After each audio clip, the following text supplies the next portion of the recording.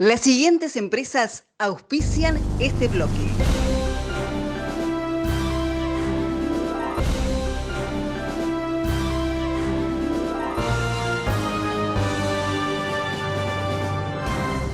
Hola, ¿qué tal? ¿Cómo les va? El gusto de saludarlos. Bienvenidos a este espacio dentro de Origen Rural, en donde tocamos algunos temas de actualidad de nivel nacional y, ¿por qué no?, rememoramos algunos hechos importantes que tienen que ver con el sector agropecuario de otros tiempos. Y decimos esto porque durante esta semana la Mesa de Enlace Agropecuario emitió un comunicado en el que recordó los 12 años del rechazo en el Senado de la Nación a la polémica resolución 125. Lo compartimos en el siguiente informe.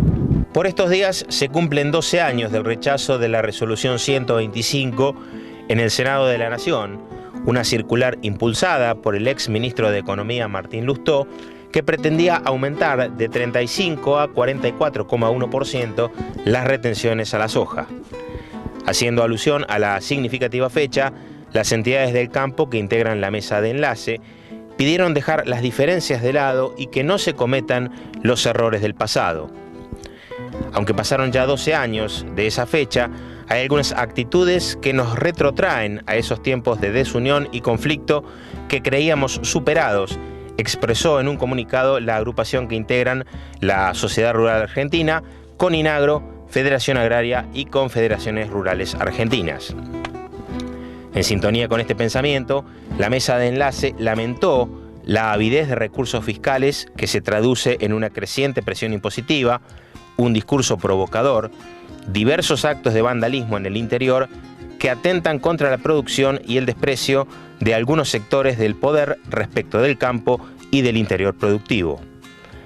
En este contexto, el campo llamó a dejar nuestras diferencias de lado y unirnos como la nación que somos y soñaron nuestros próceres y las generaciones que nos precedieron. Las entidades señalaron que es tiempo de reconstruir y sostener entre todos los cimientos de nuestro querido país, la democracia y sus instituciones, la república y la división de poderes, el Estado de Derecho y la independencia de la justicia, la Constitución Nacional y los derechos y garantías que consagra, la libertad de comercio y de ejercer cualquier industria lícita, la paz social y la seguridad de los ciudadanos independientemente de dónde vivan. Y ante la situación del COVID-19, algunos frigoríficos que exportan carne argentina a China han decidido tomar y asumir algunas medidas de carácter preventivo. 8 frigoríficos que exportan carne a China, vacuna, aviar y porcina, se encuentran temporalmente suspendidos o autoexcluidos para realizar embarques a ese mercado. Según dijo Carlos Paz, presidente del SENASA, esas empresas no están exportando temporalmente y agregó que en cuanto las fábricas entren en condiciones de hacerlo, las volveremos a habilitar. La decisión de desafectarlas se tomó luego de que el gobierno chino pidió al argentino ofrecer garantías de seguridad en medio de la pandemia del COVID-19. Se recuerda que China es el mercado preponderante para la carne vacuna argentina. En los primeros 5 meses del año adquirió 170.000 toneladas de peso producto, compró el 76,2% de lo que vendió la Argentina al mundo y con respecto a los primeros 5 meses de 2019 hubo un salto en los envíos del 30,4%. En valor, las ventas al gigante oriental de enero a mayo dejaron para el país 704 millones de dólares, casi un 26% más que igual periodo del año pasado. Fuentes del organismo precisaron la situación actual de las empresas. Hay solamente 2 frigoríficos suspendidos y se sumaron 6 autoexcluidos transitoriamente. Esto se hace a modo preventivo y de común acuerdo con el sector, justamente para preservar un mercado tan importante como el chino. El país tiene 96 plantas habilitadas para exportar a China y estos casos son frigoríficos en el que hubo algún caso de COVID entre sus empleados. A diferencia de Brasil, Estados Unidos y Alemania, donde hubo brotes importantes en frigoríficos, en la Argentina, gracias a las medidas de prevención, estas plantas han tenido casos aislados. Y ante la suba registrada en las últimas semanas en el mercado de Chicago, se ha incrementado el interés de los exportadores por el trigo argentino. Lo compartimos en el siguiente informe. La suba de los precios del cereal, que se inició a principios de la semana pasada en la bolsa de Chicago, alentó la mejora de las propuestas de los exportadores por el grano argentino para la próxima cosecha. Las ofertas de los compradores por el trigo, con entrega en noviembre, diciembre y en enero, sobre las terminales del Gran Rosario, crecieron de 165 a 170 y de 170 a 173 dólares por tonelada. En los puertos del sur de Bahía Blanca y Quequén, las propuestas para las descargas en diciembre-enero subieron de 170 a 175 y de 165 a 170. Algunos analistas indican que, más allá de la diversidad de escenarios productivos que presenta la Argentina, el nivel promedio de precios comenzará a ser atractivo si se establece en el orden de los 170 dólares por tonelada.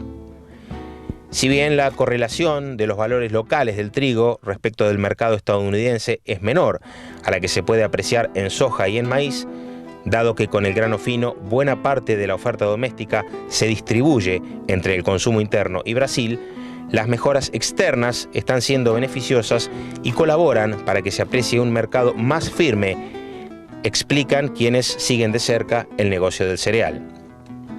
Seguramente, con un panorama alentador, también crecerán las exigencias. La opción de cosechar y despachar posiblemente sea la más demandada por los productores, que buscarán evitar los costos que implican el almacenaje y la suma de fletes.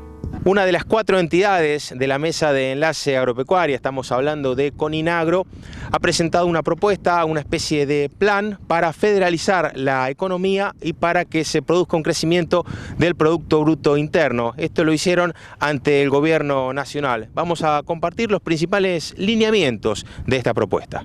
Según indicó la entidad, se trata de un acuerdo para la inversión productiva y el empleo.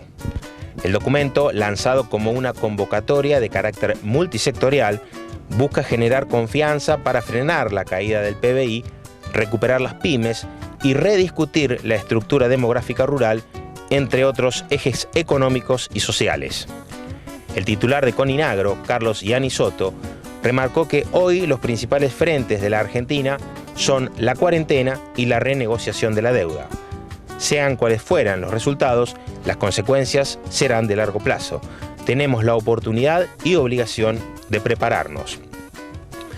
Federalizar la economía, regionalizar las políticas productivas e impositivas y promover una descentralización que ofrezca cercanía de los planes de gobierno con la realidad de cada producción son ejes centrales. En segundo orden, el acuerdo, que consiste en mercado interno más aumento de exportaciones.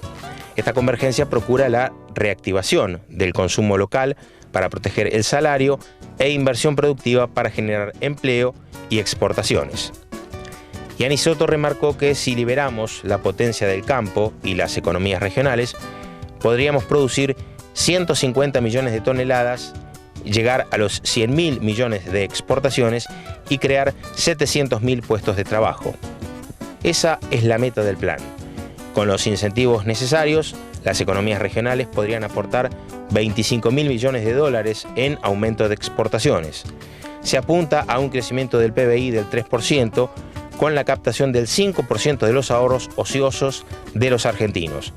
Por eso, dijo Gianni Soto, hablamos de confianza y de señales que incentiven a invertir. A su vez, el plan propone vivienda, conectividad y educación para lograr arraigo rural y rediscutir la estructura demográfica actual, ya que más del 90% de la población vive en centros urbanos.